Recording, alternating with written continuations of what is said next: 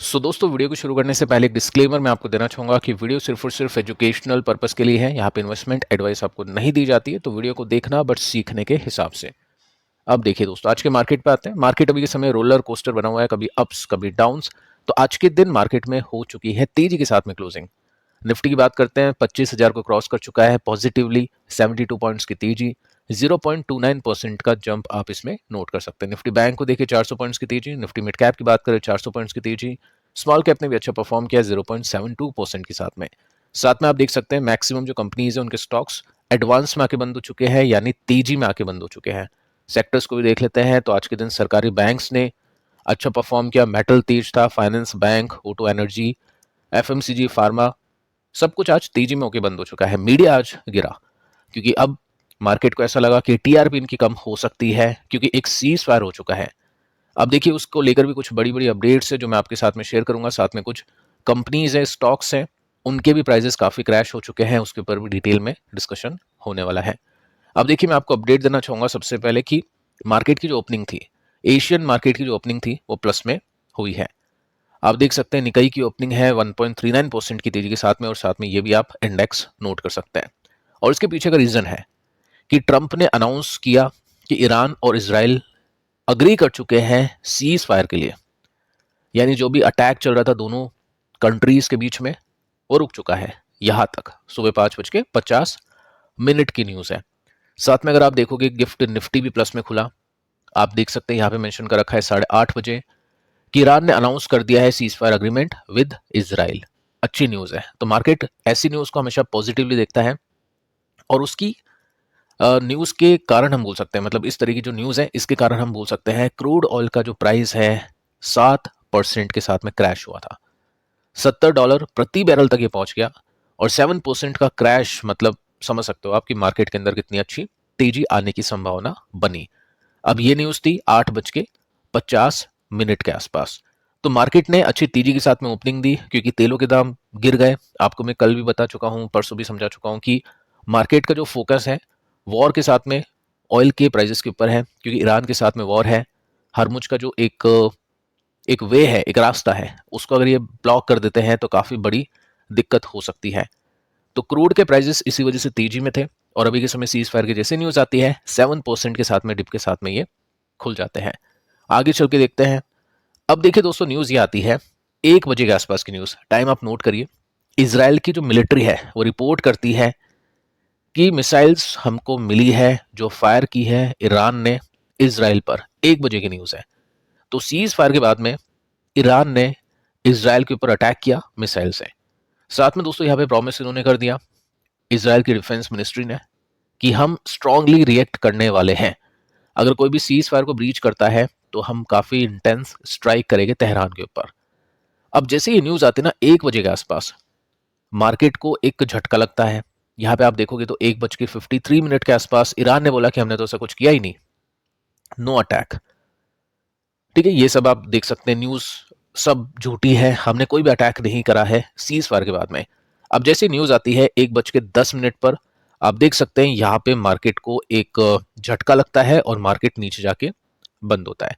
तो क्लोजिंग को देखें तो क्लोजिंग काफी कम है, जस्ट 0.29% के साथ में मार्केट क्लोज हो चुका है। लेकिन मार्केट काफी ऊपर चल गया था, 200 पॉइंट्स ऊपर था। यहाँ से आप देख सकते हैं यहाँ पे 250 300 तक हम बोलेंगे ये जो निफ्टी है पहुंच गया था, और वहां से 200-250 पॉइंट्स की गिरावट के बाद में निफ्टी बंद होता है।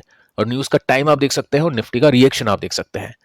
तो ये सीखने को मिलता है दोस्तों कि जब भी इस तरह की न्यूज आएगी कि सीज फायर लग गया तो मार्केट को प्लस में आप जाता हुआ देखोगे।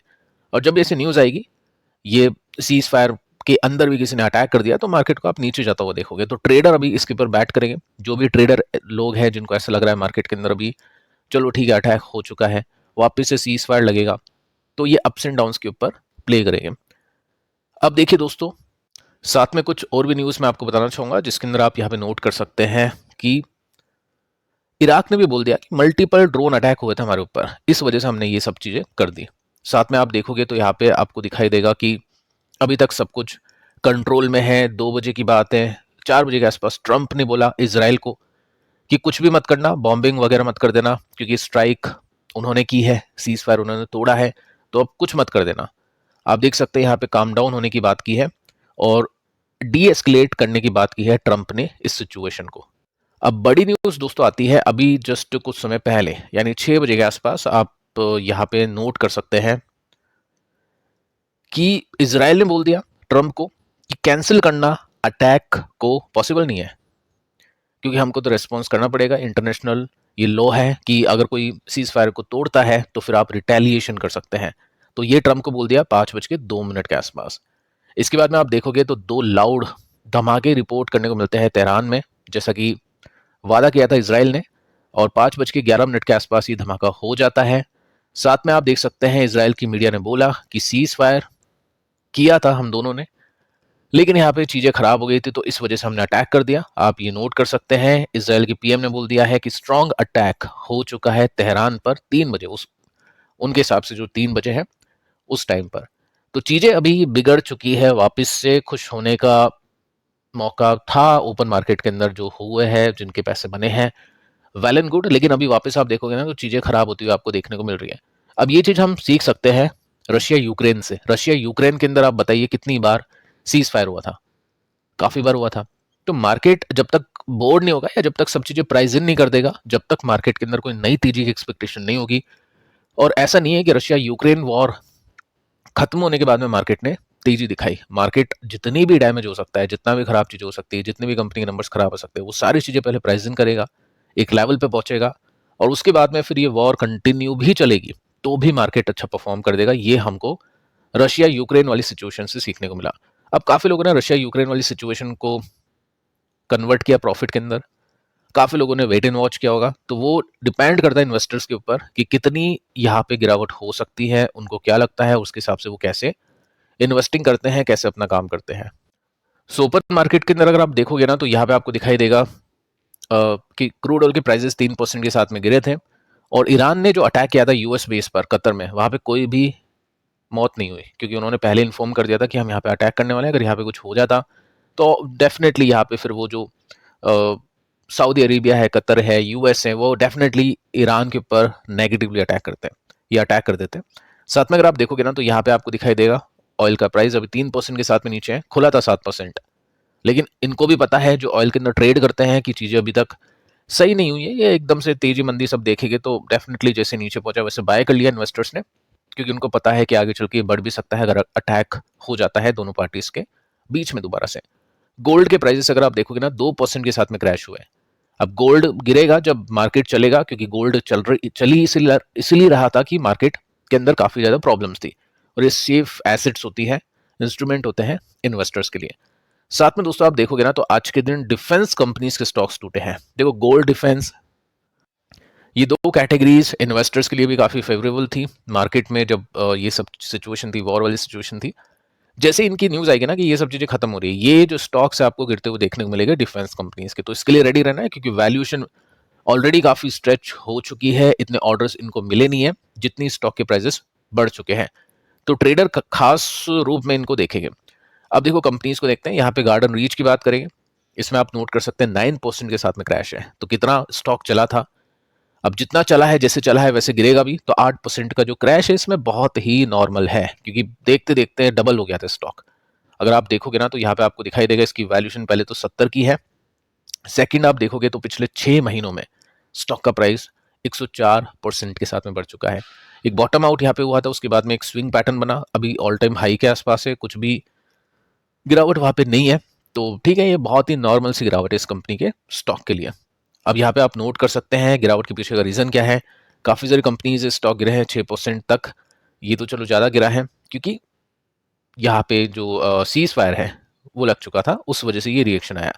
सेकंड कंपनीज अगर आप देखोगे तो पारस डिफेंस 4% के साथ में ये भी स्टॉक गिरा, 103 का पीए इसका, 103 का पीए है।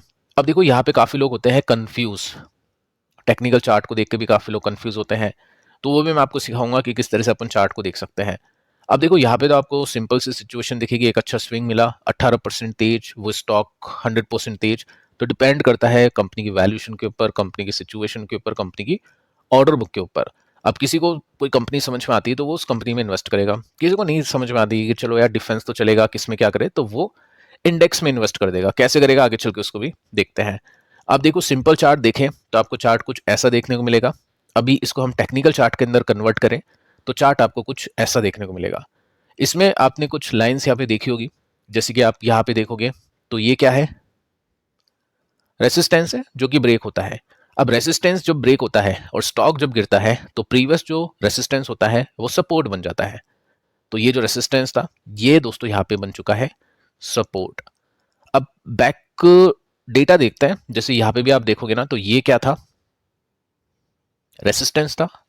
उसके बाद में स्टॉक ऊपर गया, थोड़ी बहुत तेजी यहाँ पे दी कंपनी के स्टॉक ने, उसके बाद में स्टॉक वापस नीचे आया और इस लाइन को स्टॉक ने तोड़ दिया। तो जब सपोर्ट टूटेगा तो स्टॉक क्या करेगा, अगले सपोर्ट की तरफ भागेगा। अगला सपोर्ट कैसे देखें, यहाँ पे इसको बेस बनाया, यहाँ पे इसको बेस बनाया और लाइन को एक्सटेंड किया तो यहां तक ये सपोर्ट बन गया। अभी की सिचुएशन कुछ ऐसी है कि यहाँ पे स्टॉप सपोर्ट है, अगला सपोर्ट फिर वो नीचे है, इस लाइन के आसपास हम बोल सकते हैं। तो डिफेंस वाले जो प्लेयर्स है ना ये अच्छे पैसे बनते हैं, काफी शानदार पैसे बनते हैं, बट जब स्टॉक गिरने पे आते हैं तो काफी तेजी से गिरते हैं। तो ये सब चीजें आपको देखनी है, इन्वेस्टर्स को ये सब चीजें नोट करके चलनी चाहिए। अब देखिए इंडेक्स में इन्वेस्टिंग भी की जाती है, उसके लिए भी कुछ क्वेश्चंस आते हैं। जैसे आप देखोगे तो कल के दिन या आज के दिन का डेटा है, क्योंकि एनएवी एक दिन पहले की आती है। तो डिफेंस कंपनीज के स्टॉक्स में तेजी बनी तो 2% के साथ में तेज हो गया, आज गिरावट हुई है तो कल ये एनएवी आपको 2% के साथ में नीचे भी देखने को मिलेगी। तो क्वेश्चन ये आता है कि रियल टाइम पे कैसे बाय करें। अगर किसी को इस इंडेक्स में आज ही बाइंग करनी है क्योंकि आज तो गिरा है, तो कैसे बाय कर सकते हैं। तो उसके लिए दोस्तों कट ऑफ टाइम होता है जो मैं आपको यहाँ पे बताना चाहूंगा। सबसे पहले आप देख सकते हैं, अगर आप अपने फंड को 3 बजे से पहले, मार्केट 3:30 बजे बंद होता है, ये 3 बजे से पहले 2-2:30 बजे के आसपास अगर आप बाय करते हैं तो आपको सेम डे की एनएवी मिल जाएगी। लेकिन अगर आप 3 बजे के बाद में बाय करते हैं तो कल जो होगा, जो आपको नहीं पता है कि कल क्या होगा, हो सकता है इससे भी नीचे मिले, हो सकता है ऊपर मिले, तो कल वाली एनएवी आपको मिलेगी। डेट फंड के अंदर भी ये सीन होता है, लिक्विड फंड के अंदर 1:30 बजे का ये कट ऑफ का टाइम होता है। अब ये कोई फिक्स नहीं है, डिपेंड करता है कि आपका ब्रोकर कौन सा है। आपने 3 बजे पेमेंट किया तो क्या वो फंड हाउस में रिसीव हो गया, क्या वो ब्रोकर अगर स्ट्रांग होगा, जल्दी से फंड हाउस के पास में पैसा मिल जाएगा, तो डेफिनेटली आपको वो सेम डे की एनएवी दे देगा।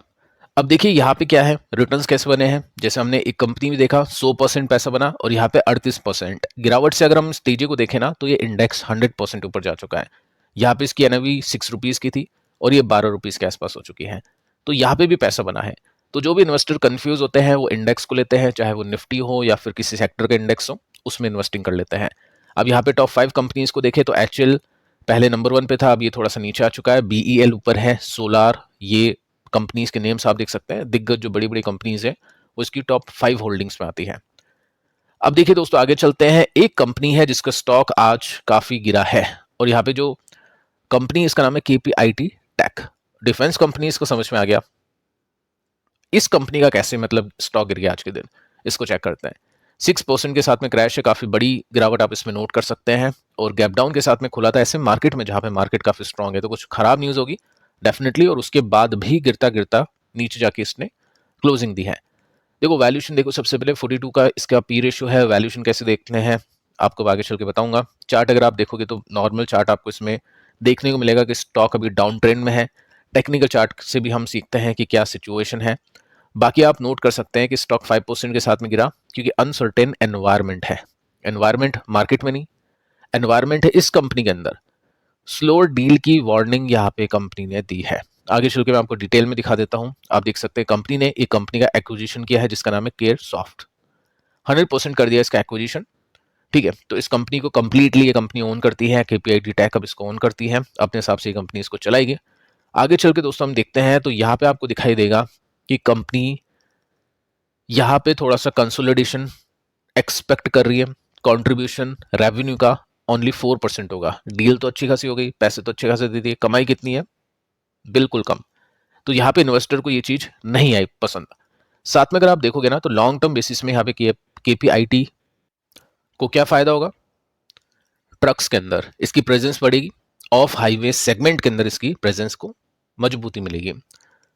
वैल्यू क्रिएशन, कॉस्ट रिडक्शन के साथ में आप देखोगे तो यहाँ पे इंजीनियरिंग पोर्टफोलियो को भी एक्सपेंड करने की हेल्प मिलेगी। तो लॉन्गर टर्म में अच्छे बेनिफिट है। साथ में दोस्तों आप नोट कर सकते हैं कि कंपनी ने यहाँ पे बोला है कि हम कुछ एक्सपेक्ट नहीं कर रहे कि Q1 में, ये अभी जो Q1 आने वाला है फाइनेंशियल ईयर 26 का, इसके अंदर कोई भी वन टाइम गेन मिलेगा, यानी कुछ अच्छी कमाई हमको मिलेगी। मार्केट एक्सपेक्ट कर रहा था बट ऐसा कुछ होने वाला है नहीं, जो आपने Q4 में देखा था। और ऐसा भी ये मेंशन कर रखा है कि हो सकता है आपको डिक्लाइन देखने को मिले अदर इनकम के अंदर, क्योंकि फ्लक्चुएशंस है फॉरेक्स की रेट्स में। तो ये देखते देखते ब्रोकर्स ने बोल दिया कि चलो इसको तो बेचो, 1000 के टारगेट है, जिसमें कोटक ने यहाँ पे इसको इस तरीके से बेचने की कॉल दी है। अब खरीदना बेचना वो इन्वेस्टर्स के काम में होता है, उनको अपने रिसर्च के ऊपर बिलीव होता है या इनके ऊपर बिलीव होता है, वो उनकी अपनी इच्छा है। बाकी हाँ, ये डेटा आपके सामने है। अब देखिए ईपीएस अगर मैं आपको इस कंपनी का दिखाऊं तो वो इंक्रीज कर रहा है, अर्निंग पर शेयर इंक्रीज कर रहा है। इस वजह से जो वैल्यूएशन 90 पर हो गई थी इस कंपनी की, वो अभी के समय 40 के आसपास अवेलेबल है। मीडियन की बात करें 57 का है, तो उसके भी नीचे है वैल्यूएशन विच इज कंफर्टेबल। आगे चल के देखिए क्या प्रॉब्लम है इसके अर्निंग्स में। ऐसा नहीं है 147 टू 76, 300, 400, 600, 800, तो प्रॉफिट की ग्रोथ बहुत अच्छी है। अगर आप देखोगे ना, कोई भी ऐसी कंपनी जो ईवी टेक में काम कर रही है, जिसके अंदर कौन कौन सी कंपनीज है, एक तो ये कंपनी है, सेकंड टाटा एलेक्सी है, तीसरी टाटा टेक है।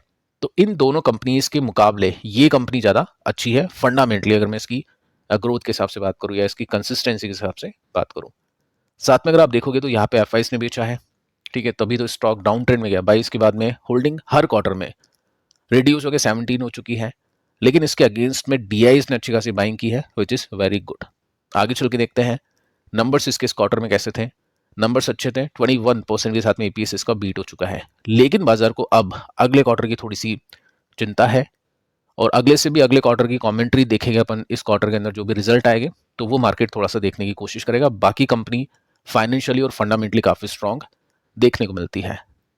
अब दोस्तों नजर डालते हैं इसके टेक्निकल चार्ट पर सीखने के बेसिस पे। यहाँ पे आप देखोगे तो आपको ट्रेंड का आइडिया लगेगा। ये जो स्टॉक है इस ट्रेंड के हिसाब से ऊपर जा रहा था, ये लाइन आप नोट कर सकते हैं, ये अप ट्रेंड है। आप देखोगे इसी लाइन को स्टॉक अपने सपोर्ट बनाता बनाता ऊपर जा रहा था। ये वीकली चार्ट है, इससे हम ब्रॉडर लेवल का आइडिया ले सकते हैं। उसके बाद में जैसे ही ये बड़ी कैंडल बनती है, ब्रेकडाउन होता है ह्यूज वॉल्यूम के साथ में, नंबर्स खराब आने की वजह से, तो स्टॉक का ट्रेंड हो जाता है रिवर्स। फिर हम रेसिस्टेंस की लाइन को ड्रॉ करते हैं, जिसमें हम बेस बनाते हैं इनको, और यहाँ पे लाइन को ड्रॉ करी तो आपको पता चलेगा कि स्टॉक अभी अपने रेसिस्टेंस की लाइन पे है। और रेसिस्टेंस की लाइन मतलब अभी प्रॉफिट टेकिंग होती है, और जब इस तरह की न्यूज़ आती है तो डेफिनेटली अपने जो भी प्रॉफिट्स होते हैं, जो भी होल्डिंग्स होते हैं, उसको बड़े प्लेयर बेचते हैं। तो यहाँ पे इस वजह से बिकवाली आपको देखने को मिली है, और न्यूज़ भी नेगेटिव है।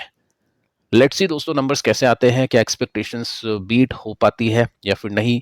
और लॉन्गर टर्म बेसिस पे अगर मैं आपको बताऊं तो कंपनी के फाइनेंशियल और फंडामेंटल्स काफ़ी अच्छे हैं, बट उसका मतलब ये नहीं कि हमेशा अच्छे रहेंगे। तो इन्वेस्टर्स को अपनी कंपनीज को ट्रैक करना होता है।